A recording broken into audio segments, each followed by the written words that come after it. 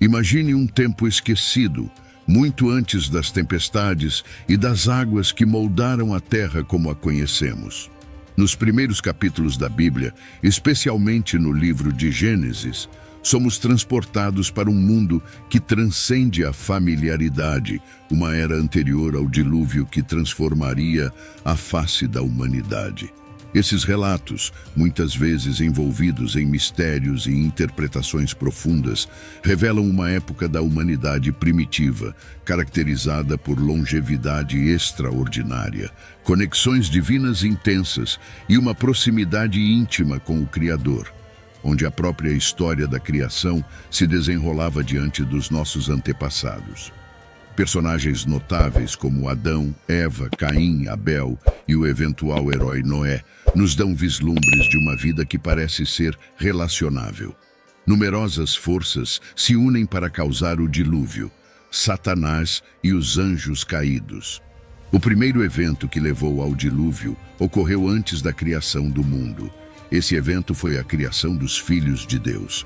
Na história bíblica do livro de Jó, Deus revela um evento que ocorreu antes da criação do mundo, conforme Jó 38, versículos de 4 a 7. Onde estavas tu, quando eu lançava os fundamentos da terra? Faze-mo saber se tens entendimento. Quem lhe determinou as medidas, se é que o sabes, ou quem estendeu sobre ela o cordel? Sobre que estão fundadas as suas bases, ou quem assentou a sua pedra angular? Quando as estrelas da alva juntas alegremente cantavam e rejubilavam todos os filhos de Deus. É revelado que seres angelicais, referidos como estrelas da alva e filhos de Deus, testemunharam a criação da terra e celebraram a glória, o poder e a sabedoria de Deus envolvidos no processo. Antes do dilúvio, havia um ser caído. A Bíblia faz apenas referências breves aos anjos caídos, pois a grande maioria dos anjos no céu nunca se desviou ou se voltou para o mal. No entanto, alguns tomaram essa decisão, lembrando que o céu era originalmente destinado a ser o lar deles por toda a eternidade, mas agora caíram disso. O que causou tudo isso acontecer? No entanto, não podemos negar o fato de que os anjos possuem livre-arbítrio, e sua queda pode ser vista em termos desse livre-arbítrio. O livro de Judas esclarece esse ponto de forma bastante clara, em Judas 5 e 6. Agora, porém, quero lembrar-vos, embora já uma vez para sempre soubesseis tudo, que, havendo o Senhor salvo um povo, tirando-o da terra do Egito, destruiu depois os que não creram. E a anjos, os que não guardaram o seu estado original, mas abandonaram o seu próprio domicílio. Ele tem guardado sob trevas, em algemas eternas, para o juízo do grande dia. Judas afirma que os anjos não guardaram seu domínio adequado. A expressão domínio adequado pode ser interpretada tanto como governo quanto ponto de partida. Os anjos foram feitos especificamente com o propósito de habitar no céu com Deus, adorá-lo e cumprir seus comandos. Eles foram formados para glorificá-lo, assim como os seres humanos, mas estes foram projetados para habitar na terra, enquanto os anjos foram criados para viver no céu. Apesar disso, esses anjos abandonaram seu início, o que é outra maneira de dizer que deixaram sua localização inicial no céu. Satanás, que se disfarça como um anjo de luz, lidera esses anjos e age como o líder dessa rebelião, conhecida como a Grande Rebelião. Foi um evento em que Satanás e uma porção das legiões angelicais do céu travaram uma guerra contra Deus e seus anjos, na tentativa de derrubar a autoridade de Deus na esfera eterna. O diabo concebeu um plano para derrubar Deus, seu Criador, e ele e os anjos que o seguiram acabaram sendo derrotados no conflito. Temos um relato disso nas palavras de Jesus, que estava presente. Jesus falou sobre a glória e a majestade que ele compartilhava com Deus, o Pai, antes que o mundo existisse. João 17, versículo 5. Agora, pois, glorifica-me tu, ó Pai, junto de ti mesmo, com aquela glória que eu tinha contigo antes que o mundo existisse.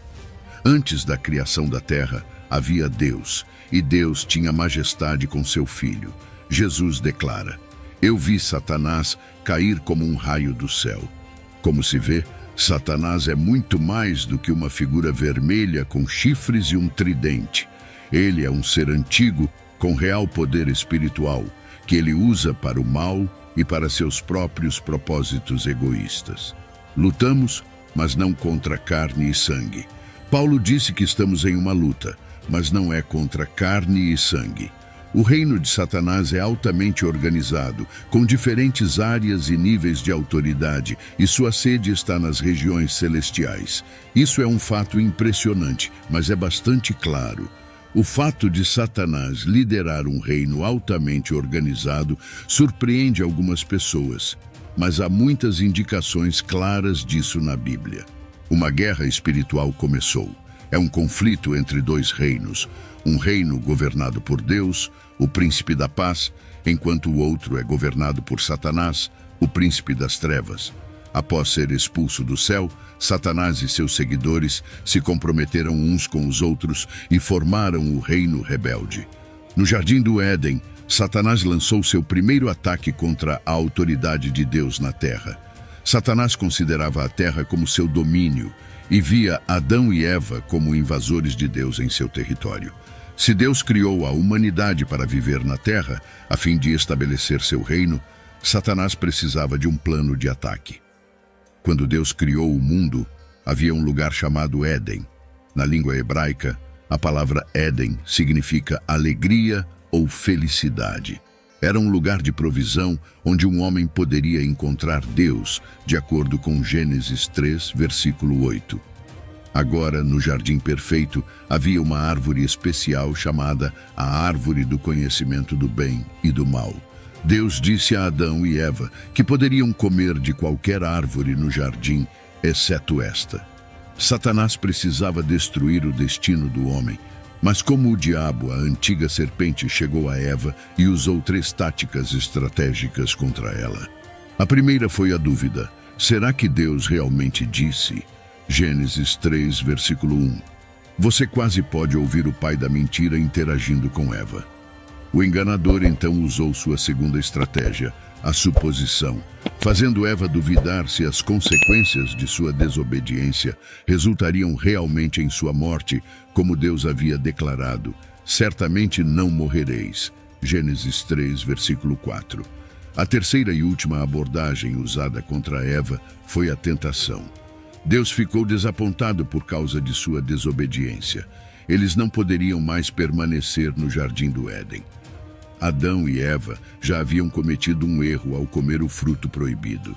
O contra-ataque subversivo de Satanás sobrecarregou completamente os humanos, mas Deus estabeleceu uma cabeça de praia no Jardim do Éden, prometendo que a cabeça da serpente seria ferida pela semente da mulher, revertendo as mesas contra o tentador. Antes de expulsar Adão e Eva do jardim, Deus demonstrou seu completo domínio sobre Satanás. O primeiro assassinato, Caim e Abel, Gênesis 4. Alguém apontou que o pecado cometido pelo primeiro homem levou o segundo homem a matar o terceiro. Apesar de Adão e Eva serem expulsos do jardim, Deus continuou a abençoá-los. Eva deu à luz 2 filhos, Caim e Abel, com a ajuda do Senhor. Ambos cresceram ouvindo histórias sobre Deus e sabiam que deveriam oferecer sacrifícios ao seu Criador.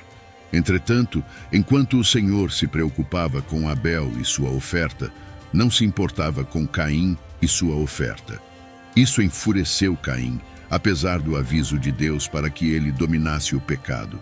Caim engana seu irmão, o mata, o enterra e o renega completamente, perguntando: sou eu o guarda do meu irmão?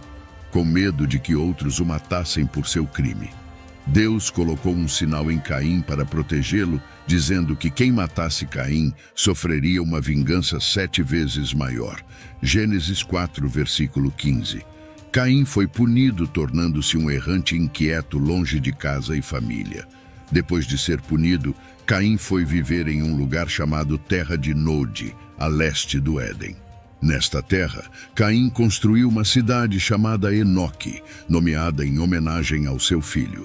Seus descendentes incluíram pessoas influentes da época, como Jabal, o pai dos que vivem em tendas e criam gado; Jubal, o pai de todos que tocam instrumentos de cordas e tubos; e Tubal-Caim, que forjava ferramentas de bronze e ferro. Gênesis 4, versículos 17 a 22.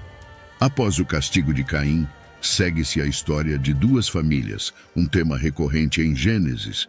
Infelizmente, os modos homicidas de Caim foram transmitidos por sua linhagem familiar. Encontramos um homem se vangloriando de sua própria violência e quando chegamos a seu tataraneto, o mal se espalhou. O design perfeito de Deus tem apenas 4 capítulos e já encontramos pessoas se deleitando em derramamento de sangue e desrespeitando seu plano para o casamento. Antes do dilúvio, a poligamia também foi transmitida pela linhagem de Caim.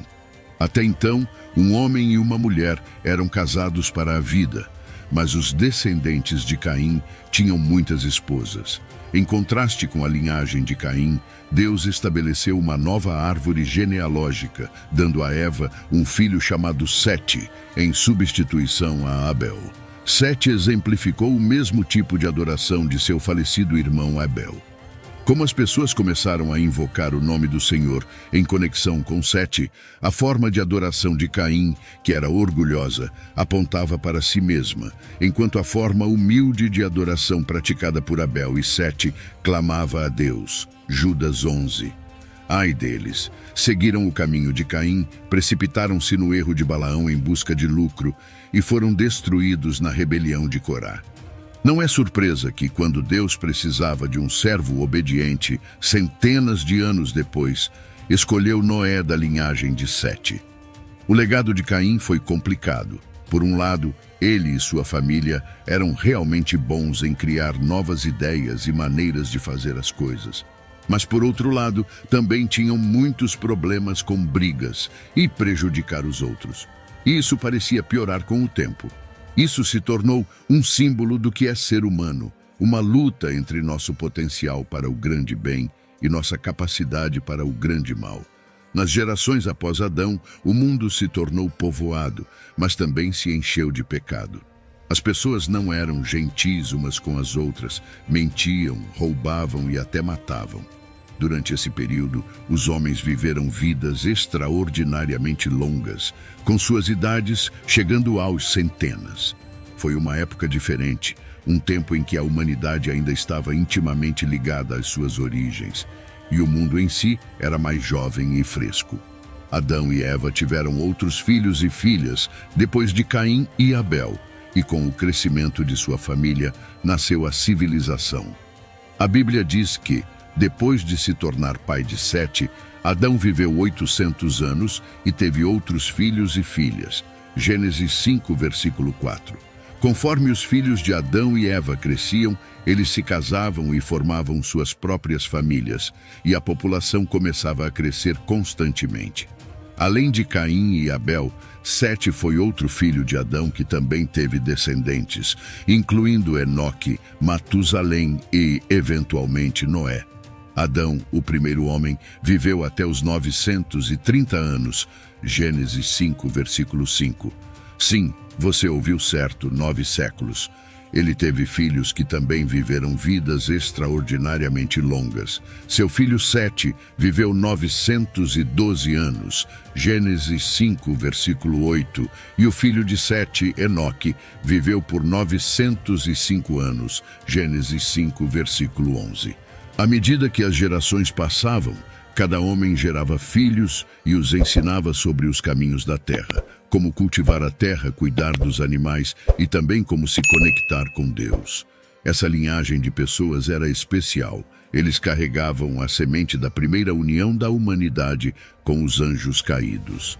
No entanto, apesar de suas vidas longas e profunda sabedoria, essas pessoas antigas não eram imunes aos problemas que frequentemente afligiam a humanidade, como ciúmes, raiva e às vezes até violência.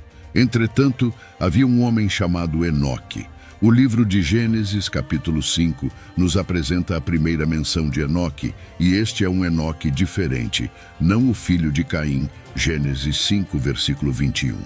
Quando Enoque completou 65 anos, tornou-se pai de Matusalém. Conforme conhecemos pela Bíblia, seu filho Matusalém foi o homem mais velho registrado nas Escrituras. Ao estudarmos as genealogias bíblicas, descobrimos que Enoque foi o bisavô de Noé, Gênesis 5, versículo 22 e 24. A Bíblia diz que Enoque andou com Deus em uma era em que a maioria de seus contemporâneos tinha apenas o registro de seu nascimento e de seus filhos. Eles também geraram Enoque, que é como um sopro de ar fresco nos livros de história. Enoque foi introduzido como os outros, mas apesar de não ter vivido tanto quanto alguns dos outros homens, seu testemunho é marcante. A Bíblia diz que ele andou com Deus e que quando chegou a hora de deixar a terra, Deus o levou sem passar pela morte, como a conhecemos. Sua descrição é curta, mas significativa e profunda, o que significa algo sobre sua caminhada pura com Deus. Sua vida forneceu um modelo para tantas pessoas ao longo de diferentes gerações, ensinando-nos a viver para uma audiência única. Silenciosamente, ele nos ensina a buscar apaixonadamente uma comunhão estreita com Deus, sabendo que ao fazermos isso, experimentaremos Deus em uma nova dimensão. Gênesis 5, versículo 24. O caso de Enoque foi o primeiro rapto registrado, pois Deus simplesmente o levou. Talvez a comunhão fosse tão intensa que a presença de Deus o envolveu e o levou embora. O livro de Hebreus fala sobre os homens dos quais este mundo não era digno, e apesar da beleza da vida de Enoque, sua era não foi totalmente tranquila. As pessoas viveram muito, mas nem sempre bem. Tiveram muitos anos para aperfeiçoar suas habilidades, construir coisas e explorar a terra, mas também tiveram mais tempo para cometer erros, se afastar do caminho de Deus e deixar que seus corações se endurecessem. Isso eventualmente levou a um mundo tão corrupto, tão distante de suas origens divinas, com crescimento populacional, expansão de tribos e famílias ao longo do tempo. Tribos e clãs se formaram, cada um descendente de um dos patriarcas originais, espalhando-se pela terra e encontrando novos territórios para chamar de lar. À medida que a população crescia, crescia também a necessidade de diferentes funções e profissões. As pessoas não podiam ser apenas pastores e agricultores, era preciso diversificar. Caim, por exemplo, era agricultor, Gênesis 4, versículo 2, enquanto seu irmão Abel era pastor de ovelhas. Isso sugere que, mesmo nessa fase inicial, os papéis estavam sendo definidos com base em necessidade e conjunto de habilidades. Tubal-Caim, um descendente de Caim, tornou-se instrutor de todo artífice em bronze e ferro, Gênesis 4, versículo 22. Isso indica o surgimento de profissões mais especializadas, como a metalurgia. Músicos também fizeram sua aparição. Jubal, outro descendente de Caim, foi o pai de todos que tocam harpa e flauta. Gênesis 4, versículo 21. Esses papéis permitiram que a sociedade se tornasse mais complexa e organizada, preparando o terreno para formas mais avançadas de civilização. Mesmo que as pessoas tenham aprendido novas habilidades e empregos, a vida antes do grande dilúvio não era perfeita nem feliz.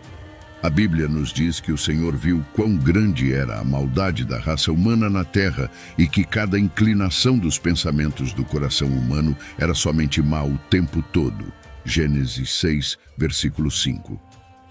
Resumidamente, antes do dilúvio, a humanidade se expandiu e diversificou, as famílias se transformaram em tribos, os papéis se tornaram profissões e a civilização deu seus primeiros passos.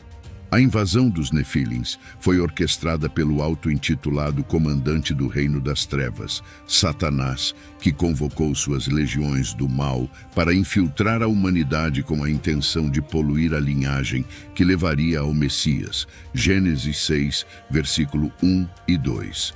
Quando os seres humanos começaram a se multiplicar na terra e filhas lhes nasceram, os filhos de Deus viram que as filhas dos homens eram bonitas e casaram-se com qualquer uma delas.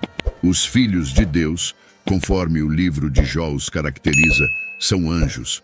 2/3 dos anjos permaneceram com Deus no terceiro céu, sendo anjos eleitos, enquanto 1/3 foi expulso, tornando-se os anjos caídos de Satanás. O reino de Deus prosperava em número e força, e sentindo-se ameaçado, o príncipe das trevas convocou suas legiões malignas para infiltrar a humanidade.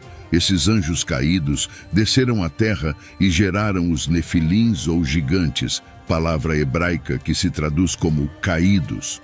Essa invasão satânica do Gênesis 6 corrompeu todo o mundo.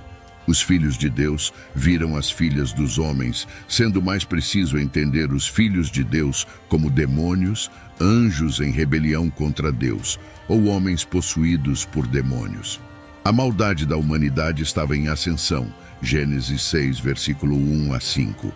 Nos primeiros capítulos de Gênesis, especificamente em Gênesis 6, versículo 3 a 5, a Bíblia descreve um quadro do mundo antes do dilúvio. O Senhor disse: "O meu espírito não permanecerá para sempre no homem, pois este é carnal, e os seus dias serão 120 anos."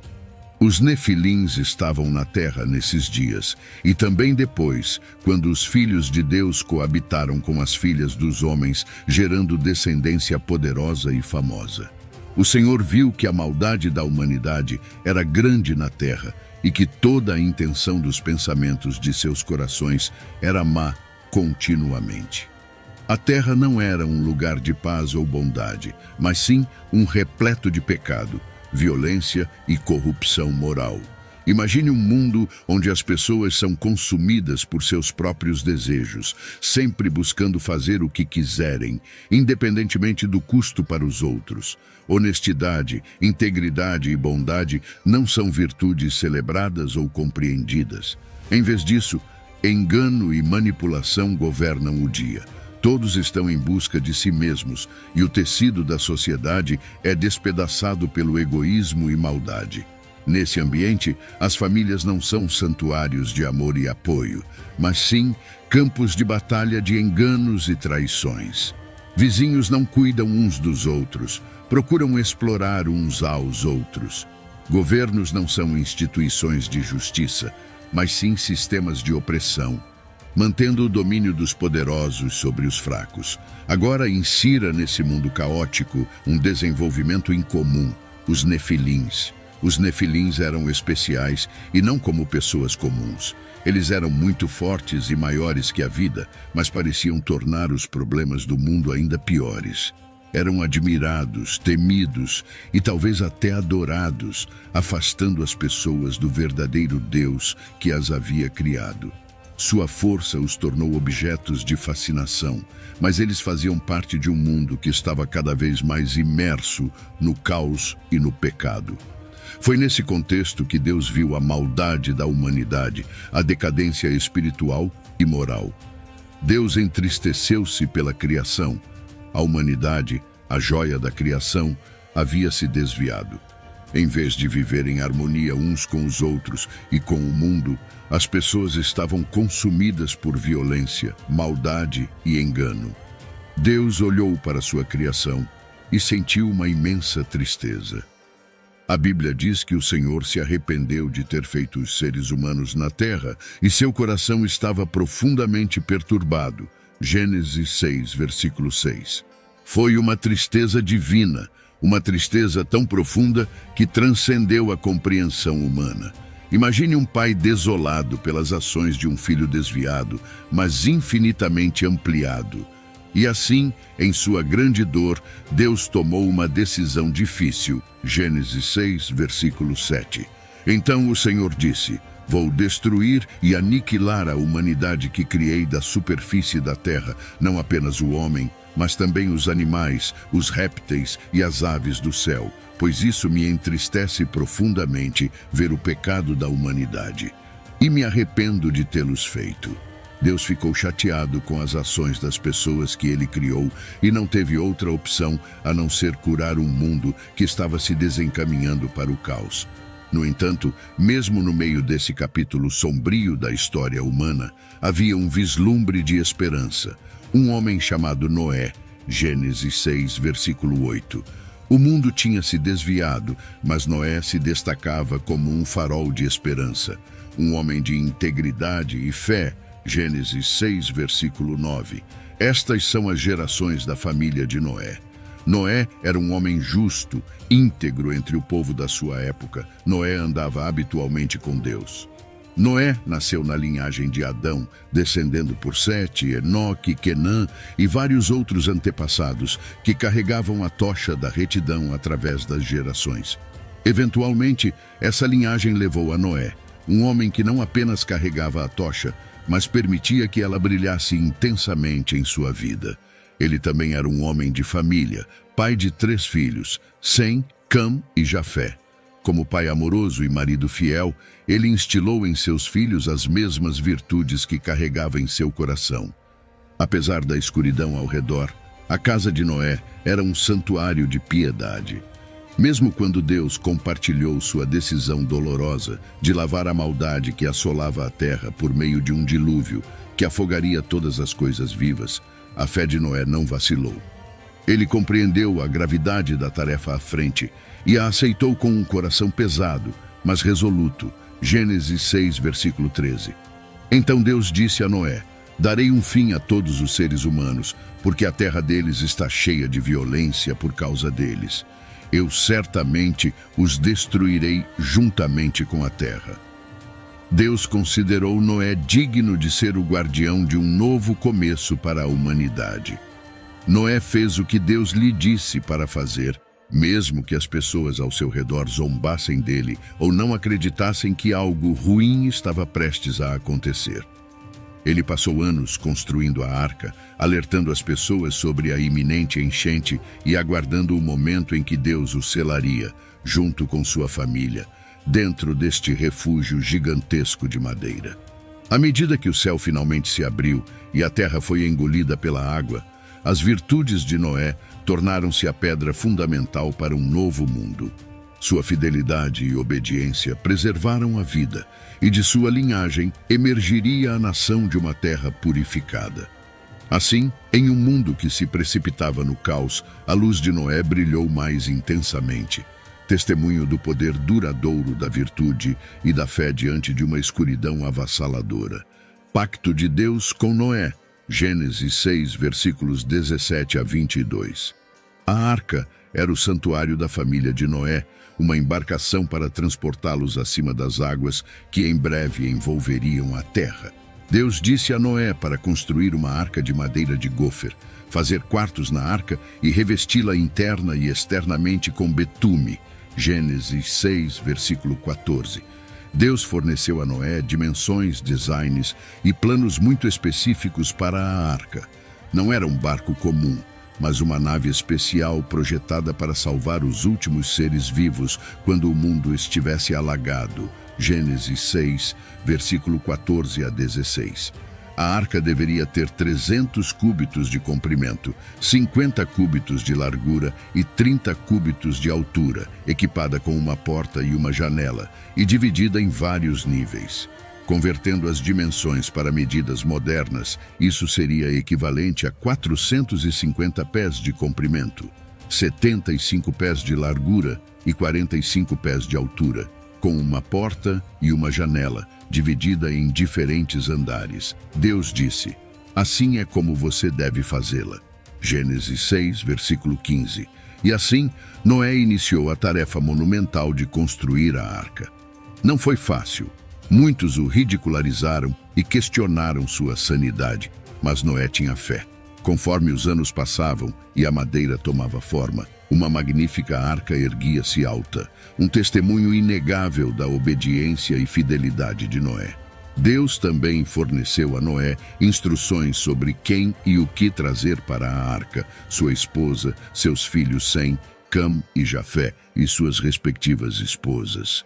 Além disso, Deus disse a Noé para trazer para a arca 2 de todas as criaturas vivas, macho e fêmea, para mantê-las vivas. Noé deveria levar 7 de cada animal limpo, macho e fêmea, e 2 de cada animal imundo, macho e fêmea, e 7 de cada ave do céu, macho e fêmea, para preservar suas espécies na face da terra. Gênesis 7, versículos 2 e 3. Noé fez tudo exatamente como Deus havia ordenado. Chegamos ao final do vídeo. Deixe o seu like se gostou do vídeo e ative o sininho. Ajude a espalhar a palavra de Deus para o mundo, compartilhando esse vídeo com alguém que também se beneficiará com esse vídeo. Que Deus te abençoe.